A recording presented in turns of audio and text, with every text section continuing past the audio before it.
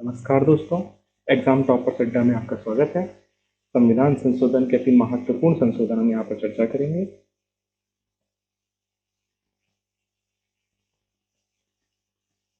प्रथम संविधान संशोधन 1951, इसके द्वारा भारतीय संविधान में 9वीं अनुसूची को जोड़ा गया। भूमि सुधार व संपत्ति के अधिकार के विरोध एक दूसरे के विरोध के कारण सरकार को यह कदम उठाना पड़ा, 9वीं अनुसूची संविधान में जोड़नी पड़ी। मूल रूप से संविधान में 8 ही अनुसूचियां थी, वर्तमान में 12 अनुसूचियां हैं।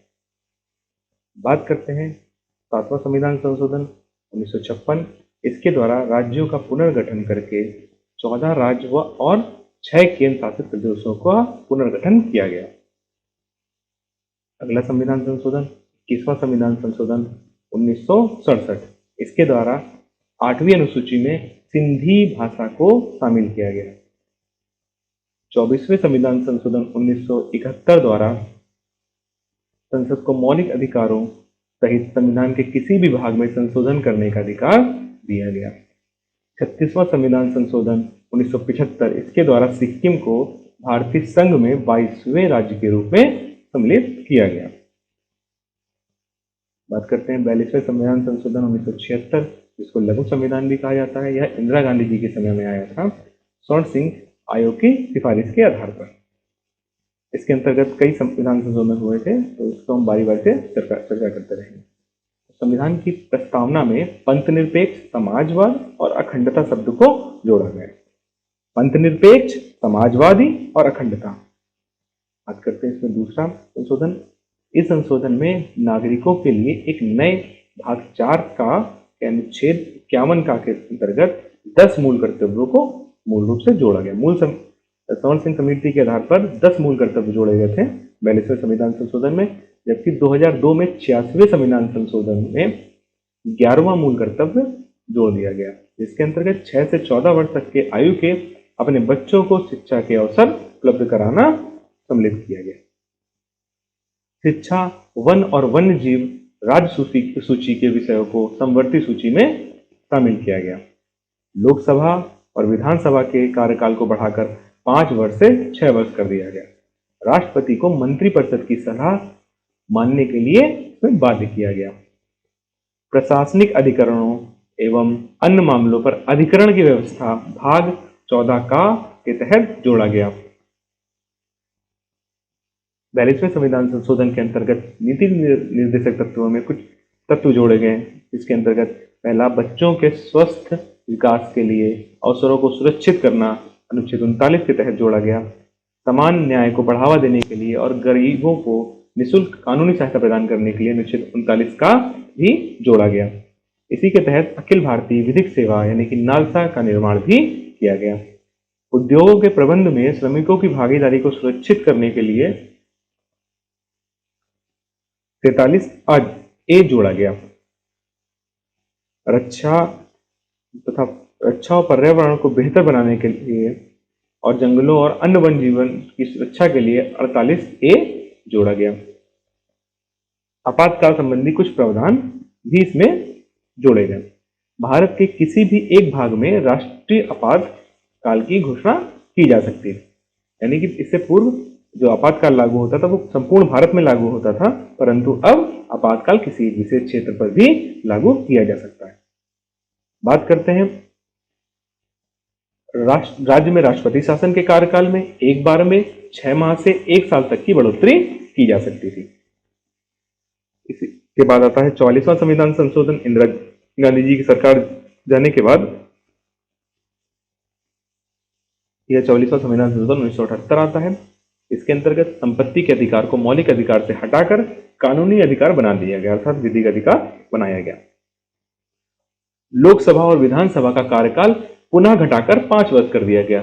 इससे पूर्व 42वें संविधान संशोधन में 5 वर्ष से 6 वर्ष किया गया था, अब पुनः 44वें में यह 5 वर्ष हो गया। राष्ट्रीय आपात की घोषणा आंतरिक अशांति के आधार पर नहीं बल्कि सशस्त्र विद्रोह के आधार पर किया जाएगा, यानी कि अब जो राष्ट्रीय आपात होगा वो आंतरिक अशांति के आधार पर नहीं, सिर्फ सशस्त्र विद्रोह के आधार पर ही होगा। राष्ट्रपति द्वारा अनुच्छेद 352 के अंतर्गत आपातकाल की घोषणा तभी की जाएगी जब मंत्रिमंडल लिखित रूप में राष्ट्रपति को ऐसा परामर्श दे। यहाँ पर मंत्रिमंडल अहम हो जाता है, मंत्रिमंडल शब्द, क्योंकि संविधान में विशेष रूप से यही मंत्रिमंडल शब्द का प्रयोग किया गया है। राष्ट्रपति को यह अधिकार दिया गया कि वह मंत्रिमंडल की सलाह को एक बार पुनर्विचार के लिए वापस कर सकता है, लेकिन दूसरी बार वह सलाह मानने के लिए बाध्य होगा, जबकि इससे पूर्व 42वें संविधान संशोधन में पूरी तरह से सलाह मानने के लिए राष्ट्रपति को बाध्य किया गया था। बात करें 52वां संविधान संशोधन 1985, जो कि विशेष रूप से दल बदल पर आधारित है, तो इसमें संविधान में 10वीं अनुसूची जोड़ी गई। बात करते हैं 61वां संविधान संशोधन 1989, संविधान के अनुच्छेद 326 में संशोधन करके लोकसभा और राज्य विधानसभाओं में मताधिकार की उम्र 21 वर्ष से घटाकर 18 वर्ष कर दी गई। मताधिकार की उम्र 21 से 18 कब की गई? 61वें संविधान संशोधन 1989। 71वां संविधान संशोधन 1992, इसके द्वारा संविधान की 8वीं अनुसूची में कोंकणी, मणिपुरी और नेपाली भाषाओं को जोड़ा गया। 73वां संविधान संशोधन 1992, इसके द्वारा संविधान में 11वीं अनुसूची जोड़कर संपूर्ण देश में त्रिस्तरीय पंचायती राज व्यवस्था की स्थापना का प्रावधान किया गया। 74वां संविधान संशोधन 1992, इसके द्वारा संविधान में 11वीं अनुसूची जोड़कर नगरीय स्थानीय स्वशासन को संवैधानिक संरक्षण प्रदान किया गया। बात करते हैं 84वां संविधान संशोधन 2001, इसके द्वारा 1991 की जनगणना के आधार पर लोकसभा और विधानसभाओं क्षेत्रों के परिसीमन की अनुमति प्रदान की गई। 86वां संविधान संशोधन 2002 के द्वारा 21 आ जोड़ा गया, जिसके अंतर्गत शिक्षा के अधिकार संबंधी प्रावधान जोड़े गए। राज्य को 6 से 14 वर्ष तक के सभी बच्चों को निःशुल्क तथा अनिवार्य शिक्षा उपलब्ध करानी होगी। यह संबंधित राज्य द्वारा निर्धारित कानून के तहत लागू होगा। संविधान के अनुच्छेद 45 में निम्नलिखित अनुच्छेद जोड़ा गया, जिसमें यह 6 साल से कम उम्र के बच्चों की शुरुआती देखभाल और उनकी शिक्षा की व्यवस्था की गई। अर्थात पहले 45 में कुछ और था, बाद में इसमें 6 वर्ष तक के बच्चों की स्वास्थ्य देखभाल व प्रारंभिक शिक्षा की व्यवस्था की गई। बात करते हैं अनुच्छेद 45, राज्यों को तब तक सभी बच्चों की शुरुआती देखभाल और शिक्षा की व्यवस्था करने के लिए प्रयास करना चाहिए जब तक वह 6 साल की आयु का नहीं हो जाता। संविधान के अनुच्छेद 51A में संशोधन करने के बाद नया अनुच्छेद जोड़ा गया, जिसमें 6 साल से 14 साल तक की आयु के बच्चे के माता पिता व अभिभावक अथवा संरक्षक को अपने बच्चे को शिक्षा दिलाने के लिए अवसर पर उपलब्ध कराने के प्रावधान किए गए, यानी कि इसमें शिक्षा के अधिकार संबंधी प्रावधान किए गए। 21 जोड़ा गया, 45 में परिवर्तन किया गया और 51A के तहत 11वां मूल कर्तव्य भी जोड़ा गया।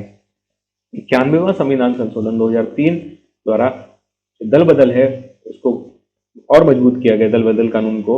इसके द्वारा केंद्र और राज्यों के मंत्री परिषदों के आकार को सीमित करने तथा दल बदल को प्रतिबंधित करने का प्रावधान है।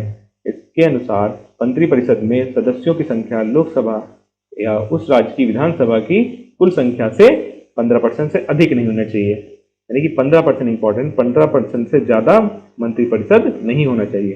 साथ ही छोटे राज्यों के मंत्री परिषद की सदस्यों की संख्या अधिकतम 12 निश्चित की गई। 92वां संविधान संशोधन 2003, इसके द्वारा संविधान की 8वीं अनुसूची में बोडो, डोंगरी, मैथिली और संथाली भाषाओं को शामिल किया गया।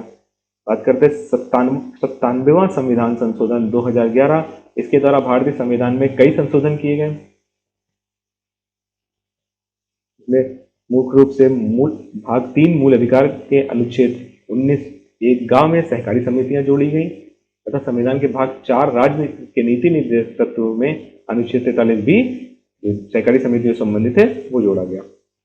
बात करते हैं 101वां संविधान संशोधन 2016, इसके तहत जीएसटी संविधान में जोड़ी गई। इंपॉर्टेंट हो जाता है 101वां संविधान संशोधन जीएसटी संबंधित। 102वां संविधान संशोधन 2018, भारत राष्ट्रीय पिछड़ा वर्ग आयोग को संवैधानिक दर्जा प्रदान किया गया।